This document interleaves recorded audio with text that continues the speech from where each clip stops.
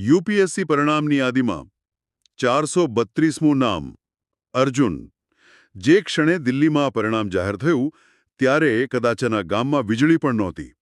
પણ આ એક નામ પાછળ 20 વર્ષનો સંઘર્ષ, દીવાનો ધૂંધળો પ્રકાશ અને એક એવો અતૂટ સંકલ્પ હતો જેણે અશક્યને શક્ય કરી બતાવ્યું.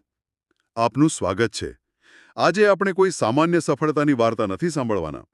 આપણે એ સમજવાના છીએ કે કેવી રીતે અત્યંત ગરીબી અને સામાજિક તિરસ્કારના ઊંડા કૂવામાંથી કોઈ વ્યક્તિ દેશની સૌથી પ્રતિષ્ઠિત સેવા સુધી પહોંચી શકે છે. આપણી પાસે અર્જુનની સફરના કેટલાક સ્ત્રોત છે અને અમારો હેતુ માત્ર વાર્તા કહેવાનો નથી, પણ તેની પાછળના મનોવૈજ્ઞાનિક અને સામાજિક પરિબળોને સમજવાનો છે. બરાબર કહ્યું. આ સફર આમ તો આપણને વિચારવા પર મજબૂર કરે છે કે સફળતા માટે શું જરૂરી છે.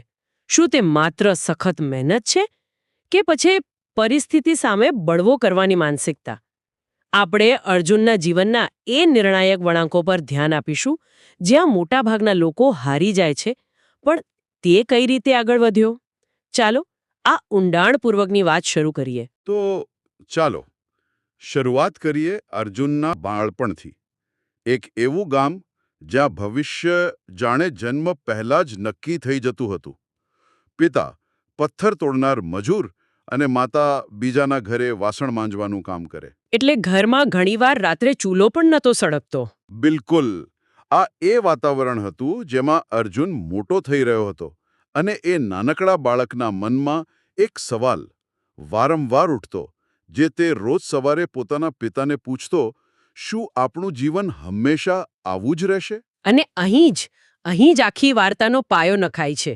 જો મોટાભાગના લોકો પોતાની પરિસ્થિતિને નિયતિ માનીને સ્વીકારી લે છે. સમાજશાસ્ત્રમાં આને લર્ન્ડ હેલ્પલેસનેસ એટલે કે શીખેલી લાચારી કહી શકાય. જ્યાં વ્યક્તિ માની લે છે કે તે પોતાની સ્થિતિ બદલી જ નથી શકતો. એકદમ. પણ અર્જુનનો આ પ્રશ્ન એ વાતનો સંકેત છે કે તે પોતાની વાસ્તવિકતાને પડકારી રહ્યો હતો. મનોવિજ્ઞાનની ભાષામાં કહીએ તો તેનામાં ઇન્ટરનલ લોકસ ઓફ કંટ્રોલ વિકસી રહ્યો હતો. એટલે કે એવી માન્યતા કે જીવનનું નિયંત્રણ બહારના સંજોગો નહીં પણ પોતાના હાથમાં છે. હા, અને આ વિચાર જ ક્રાંતિકારી છે. અને આ વિચારને જીવંત રાખવા માટે તેણે રોજ સંઘર્ષ કરવો પડતો. અમારા સ્ત્રોતોમાં ઉલ્લેખ છે કે તેની સ્કૂલ 4 કિલોમીટર દૂર હતી. ફાટેલી બેગ અને ઘણીવાર તો ચપ્પલ વગરે કાચા રસ્તે જતો. પણ મને લાગે છે કે શારીરિક તકલીફ કરતાં વધુ પીડાદાયક હતી લોકોની મજાક. ખરું ને? સાચી વાત છે. ગામના લોકો તેને જોઈને હસતા અને કહેતા, આ મોટો સાહેબ બનવા જાય છે. અને પાછું ઉમેરતા, અરે ભણીને શું કરીશ, છેવટે તો પથ્થર જ તોડવાના છે. આ બહુ મહત્વનો મુદ્દો છે. આ માત્ર મજાક નથી. આ એક સામાજિક દબાણ છે જે તમને તમારી કહેવાતી જગ્યા બતાવવાનો પ્રયત્ન કરે છે. આ વાતાવરણ કોઈના પણ આત્મવિશ્વાસને તોડી શકે છે.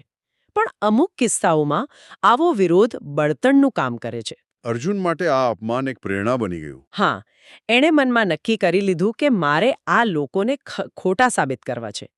એટલે શિક્ષણ તેના માટે માત્ર જ્ઞાન મેળવવાનો માર્ગ નહોતો, પણ આ સામાજિક કેદમાંથી બહાર નીકળવાની ચાવી હતી. અને પછી એ ચાવી તેને એક દિવસ અચાનક મળી ગઈ. સ્કૂલમાં એક કાર્યક્રમમાં જિલ્લાના કલેક્ટર, પેલા આઈએએસ ઓફિસર, હા, એ મુખ્ય મહેમાન તરીકે આવ્યા. અર્જુને જોયું કે જે ગામના મોટા લોકો કોઈને ગણકારતા ન હતા, તે બધા એ ઓફિસર સામે હાથ જોડીને ઊભા હતા. એ સન્માન અને સત્તા જોઈને એના બાળમાનસ પર ઊંડી અસર થઈ હશે. બિલકુલ. તેણે પોતાના શિક્ષકને પૂછ્યું, આ કોણ છે? અને જવાબ મળ્યો, બેટા, આ આઈએએસ ઓફિસર છે, દેશના સૌથી મોટા અધિકારી. તે ધારે તો આખા જિલ્લાનું ભવિષ્ય બદલી શકે છે. આ એક ટ્રિગર પોઈન્ટ હતો. એક એવી ક્ષણ જે જીવનની દિશા જ બદલી નાખે છે. અને અહીં રસપ્રદ વાત એ છે કે અર્જુન માત્ર સન્માનથી પ્રભાવિત નહોતો થયો. તેને એ સમજાયું કે આ એક એવું પદ છે જ્યાંથી પરિવર્તન લાવી શકાય છે. જે સવાલ તે બાળપણમાં પોતાના પિતાને પૂછતો હતો, એનો જવાબ જાણે મળી ગયો. બરાબર. શું આપણું જીવન બદલાઈ શકે છે? હા, બદલાઈ શકે છે જો તમારા હાથમાં સત્તા હોય. એ દિવસે તેણે માત્ર એક સપનું નહોતું જોયું, તેણે એક ધ્યેય નક્કી કરી લીધું હતું. તો સપનું તો નક્કી થઈ ગયું, પણ એ સપના અને વાસ્તવિકતા વચ્ચે વર્ષોની મહેનત અને સંઘર્ષની ઊંડી ખાઈ હતી. કોલેજ પૂરી કર્યા પછી અર્જુન એ ખારીને પાર કરવાના પહેલા પ્રયાસ માટે દિલ્હી જવા રવાના થયો. અને એ પણ કોચિંગ ક્લાસની ફી ભરવાના પૈસા વગર. હા, તે એક નાનકડી ઓરડીમાં 4 બીજા છોકરાઓ સાથે રહેતો અને દિવસ-રાત મહેનત કરતો. અહીં એક વાત સમજવા જેવી છે. યુપીએસસી એટલે કે યુનિયન પબ્લિક સર્વિસ કમિશન આ દેશની સૌથી કઠિન ગણાતી પરીક્ષાઓનું આયોજન કરે છે. એમાં સફળતાનો દર 1% કરતાં પણ ઓછો છે. 10 લાખ ઉમેદવારોમાંથી માંડ 1000 જેટલા સફળ થાય, આ આંકડા જ કોઈને પણ ડરાવી શકે. સાચી વાત. અને અર્જુનની દિનચર્યા પણ અકલ્પનીય હતી. દિવસે લાઇબ્રેરીમાં વાંચવું અને રાત્રે દીવાના અજવાળે. એણે પોતાના પિતાને વચન આપ્યું હતું કે તે ઘર પાસેથી 1 રૂપિયો પણ નહીં લે. ઓહ, એટલે ખર્ચ કાઢવા માટે તે રાત્રે એક હોટેલમાં વાસણ માંજવાનું કામ કરતો. શું વાત છે. ઘણીવાર તે એટલો થાકી જતો કે પુસ્તક પર માથું રાખીને જ સૂઈ જતો. આપણે ઘણીવાર સખત મહેનતની વાત કરીએ છીએ, પણ અર્જુનનો સંઘર્ષ શારીરિક થાકથી ઘણો વધારે હતો. આ એક માનસિક યુદ્ધ હતું. બરાબર. જ્યારે તમારું શરીર જવાબ દઈ રહ્યું હોય, જ્યારે તમને પૂરતું ખાવાનું ન મળતું હોય અને ભવિષ્ય અનિશ્ચિત હોય, ત્યારે પોતાની જાતને પ્રેરિત રાખવી એ જ સૌથી મોટો પડકાર છે. મનોવૈજ્ઞાનિક એન્જેલા ડકવર્થ આને ગ્રીટ કહે છે, મતલબ કે લાંબા ગાળાના ધ્યેય માટે જુસ્સો અને દ્રઢતા. તો અર્જુનમાં પ્રતિભા કરતાં વધુ આ ગ્રીટ હતી. હા, જે તેને ટકાવી રાખી રહી હતી. આટલી મહેનત પછી તેણે પહેલીવાર યુપીએસસીની પરીક્ષા આપી. તેને પૂરો વિશ્વાસ હતો કે તે પાસ થઈ જશે. પણ જ્યારે પરિણામ આવ્યું ત્યારે તેનું નામ યાદીમાં ક્યાંય નહોતું. તે નિષ્ફળ ગયો હતો. એક ક્ષણ તેના માટે બધું જ ખતમ થઈ જવા જેવી હતી. તેને એવું લાગ્યું કે ગામના લોકો સાચા હતા. કદાચ તે આ મોટા સપના માટે બન્યો જ નથી. વર્ષોની મહેનત, માતા-પિતાની આશાઓ, બધું જ એક ક્ષણમાં તૂટી ગયું. તે સંપૂર્ણપણે ભાંગી પડ્યો હતો. એ રાત્રે તે પોતાની ઓરડીમાં બસ રડતો રહ્યો. આ નિષ્ફળતાની ક્ષણ બહુ નિર્ણાયક હોય છે. મોટાભાગના લોકો અહીંથી પાછા વળી જાય છે. કેમ કે તે માત્ર પરિણામ નથી હોતું, ખરું ને? બરાબર. તે તમારી ઓળખ પર હુમલો કરે છે. હું નિષ્ફળ થયોમાંથી હું જ નિષ્ફળ છું એવી ભાવના આવી જાય છે. પણ અહીં જ સાચા વિજેતાની પરખ થાય છે. રસપ્રદ વાત એ છે કે મનોવિજ્ઞાન કહે છે કે જે લોકો આવી મોટી નિષ્ફળતામાંથી બહાર આવે છે તેઓ ઘણીવાર પહેલા કરતાં વધુ મજબૂત બને છે. અને પોસ્ટ ટ્રોમેટિક ગ્રોથ કહેવાય છે, તમે જે કહ્યું એ. હા, નિષ્ફળતા તેને તોડવાને બદલે તેની નબળાઈઓ ક્યાં છે તે જોવા માટેનો એક અરીસો બની જાય છે. પણ એ અરીસામાં જોવા માટે હિંમતની જરૂર હતી. અને એ હિંમત તેને તેની માતા પાસેથી મળી. તેણે ફોન પર રડતા રડતા પોતાની માતાને બધી વાત કરી. તેની માતા ભણેલી નહોતી, પણ તેણે જે કહ્યું એ કોઈ મોટા મોટિવેશનલ સ્પીકરના શબ્દો કરતાં વધુ શક્તિશાળી હતું. તેણે કહ્યું, બેટા, તું હાર્યો નથી, તું શીખ્યો છે. એકવાર પડી ગયો તો શું થયું? ચાલ, ફરી ઊભો થા. મને મારા દીકરા પર પૂરો ભરોસો છે. મહેનત કર, સફળતા તારા પગ ચૂમશે. પરિવારનો આવો અતૂટ વિશ્વાસ ઘણીવાર સંજીવનીનું કામ કરે છે. બરાબર. પણ અહીં હું એક બીજો મુદ્દો પણ ઉમેરવા માંગીશ. કયો? આપણે આવી બધું દાવ પર લગાવી દેવાની વાર્તાઓને બહુ રોમેન્ટિક બનાવી દઈએ છીએ. ચોક્કસ, માતાનો ટેકો નિર્ણાયક હતો, પણ આપણે એ પણ વિચારવું જોઈએ કે આ પ્રકારની માનસિકતા કેટલી જોખમી હોઈ શકે છે. મતલબ, જો તે બીજી વાર પણ નિષ્ફળ ગયો હોત તો શું થાત? બરાબર. શું આપણા સમાજમાં સફળતાનો એકમાત્ર રસ્તો આવી હાઈ સ્ટેક પરીક્ષાઓ જ છે? આ એક મોટો પ્રશ્ન છે જેના પર વિચાર કરવો જરૂરી છે. આ એકદમ સાચો મુદ્દો છે. પણ અર્જુન માટે તો એ સમયે આ જ એક રસ્તો હતો. માતાના શબ્દોએ તેનામાં નવો જોશ ભરી દીધો.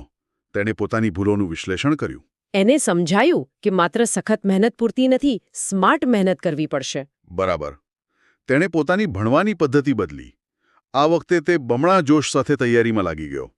તેણે દુનિયા સાથેના સંપર્કો લગભગ કાપી નાખ્યા. તેના માટે બસ એક જ લક્ષ્ય હતું, યુપીએસસી. અને આ પુનરાગમન તેની ખરી તાકાત દર્શાવે છે. નિષ્ફળતામાંથી શીખીને, હતાશાને હરાવીને અને પોતાની રણનીતિ બદલીને ફરીથી ઊભા થવું એ જ સાચા વિજેતાની નિશાની છે. તેણે પોતાની નિષ્ફળતાને વ્યક્તિગત રીતે ન લીધી. હા, તેને એક ડેટા પોઈન્ટ તરીકે જોઈ. મારી ક્યાં ભૂલ થઈ અને હું તેને કઈ રીતે સુધારી શકું, બસ આ 2 પ્રશ્નો પર તેણે કામ કર્યું. અને પછી એ દિવસ આવ્યો જેની તે અને તેના માતાપિતા વર્ષોથી રાહ જોઈ રહ્યા હતા. યુપીએસસીનું અંતિમ પરિણામ જાહેર થયું. ધબકતા હૃદયે. હા, ધબકતા હૃદયે અર્જુને વેબસાઇટ ખોલી. પીડીએફ ફાઇલ ડાઉનલોડ થઈ રહી હતી અને દરેક સેકન્ડ એક યુગ જેવી લાગતી હતી. ફાઇલ ખુલી અને તેણે પોતાનો રોલ નંબર શોધવાનું શરૂ કર્યું. અને ત્યાં હતું એ નામ, અર્જુન, રેન્ક 432. આહ! તેની આંખો સામે અંધારું છવાઈ ગયું. તે ખુરશી પર ફસડાઈ પડ્યો અને તેની આંખોમાંથી આંસુ વહેવા લાગ્યા. ખુશીના આંસુ, વર્ષોના સંઘર્ષ અને ત્યાગના અંતના આંસુ. તે આઈએએસ ઓફિસર બની ગયો હતો. તેણે તરત જ પોતાના પિતાને ફોન કર્યો. તેના પિતા એ સમયે પણ મજૂરી કરી રહ્યા હતા. તેણે કહ્યું, પિતાજી, તમારો દીકરો ઓફિસર બની ગયો. સામે છેડેથી કોઈ જવાબ ના આવ્યો હશે, ખરું? કોઈ જવાબ નહીં, માત્ર ડુસકાનો અવાજ સંભળાતો હતો. એ દિવસે એક મજૂરના ઘરમાં દિવાળી હતી. જે દીકરાને ભૂખ્યા પેટે સૂતા જોયો હતો, આજે તેણે દેશના સર્વોચ્ચ પદ પર પહોંચેલો જોઈને માતાપિતાની છાતી ગર્વથી ફૂલી ગઈ હતી. આ ક્ષણ માત્ર અર્જુનની જીત નથી, પરંતુ તેના માતાપિતાના ત્યાગ અને વિશ્વાસની પણ જીત છે. આ એ વાતનો પુરાવો છે કે સંજોગો ભલે ગમે તેટલા વિપરીત હોય, માનવ ભાવના અને દ્રઢ નિશ્ચય તેને બદલી શકે છે. અને એ તમામ નિરાશાવાદી વાતો અને સામાજિક તિરસ્કાર પર એક જોરદાર તમાચો હતો, જે તેણે વર્ષોથી સહન કર્યો હતો. બિલકુલ. વાર્તાનો અંત કોઈ ફિલ્મ જેવો છે. થોડા મહિનાની ટ્રેનિંગ પછી અર્જુન એક આઈએએસ ઓફિસર તરીકે લાલ બત્તીવાળી ગાડીમાં પોતાના ગામ પાછો ફરે છે. જે ગામના લોકો તેની ફાટેલી બેગ જોઈને હસતા હતા, જે કહેતા હતા કે તે મજૂરી જ કરશે, તે જ લોકો આજે તેના સ્વાગત માટે ફૂલહાર લઈને લાઇનમાં ઊભા હતા. આખું ગામ તેને જોવા ઉમટી પડ્યું હશે. આખું ગામ. આ દ્રશ્ય ખૂબ જ પ્રતિકાત્મક છે. તે સામાજિક માન્યતાઓમાં આવેલા પરિવર્તનને દર્શાવે છે. સફળતા વ્યક્તિ પ્રત્યે લોકોનો દૃષ્ટિકોણ કેવી રીતે બદલી નાખે છે, તેનું આ ઉત્તમ ઉદાહરણ છે. હા, જે લોકો કદાચ તેને તેની ગરીબીને કારણે નીચો ગણતા હતા, તે જ લોકો હવે તેના પદ અને સિદ્ધિને કારણે તેને સન્માન આપી રહ્યા છે. અર્જુને માત્ર પોતાનું નસીબ જ નથી બદલ્યું, પણ તેણે ગામના બીજા સેંકડો યુવાનો માટે એક આશાનું કિરણ, એક નવો રસ્તો બનાવ્યો છે. તો આ વાર્તાનો અંતિમ સંદેશ સ્પષ્ટ છે.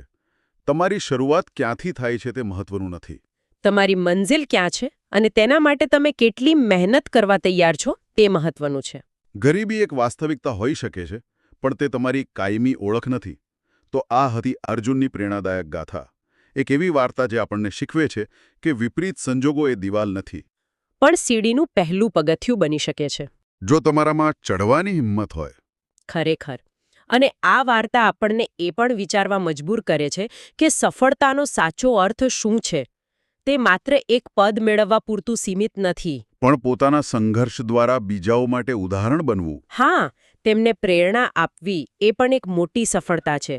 અર્જુનની સફળતા વ્યક્તિગત હોવા છતાં તેની અસર સામુદાયિક છે. આ ચર્ચાના અંતે મારા મનમાં એક વિચાર આવે છે. અર્જુને પોતાની અસાધારણ મહેનત અને દ્રઢતાથી સિસ્ટમમાં સ્થાન મેળવીને પોતાનું જીવન બદલી નાખ્યું. એ પ્રશંસનીય છે. પરંતુ આપણે એ વ્યવસ્થામાં એવું શું પરિવર્તન લાવી શકીએ જેથી ભવિષ્યમાં બીજા કોઈ અર્જુનને દીવાના અજવાળે ભણવા અને ભૂખ્યા પેટે સૂવા માટે મજબૂર ન થવું પડે? બરાબર. આ પ્રશ્ન આપણે સૌએ પોતાની જાતને પૂછવા જેવો છે.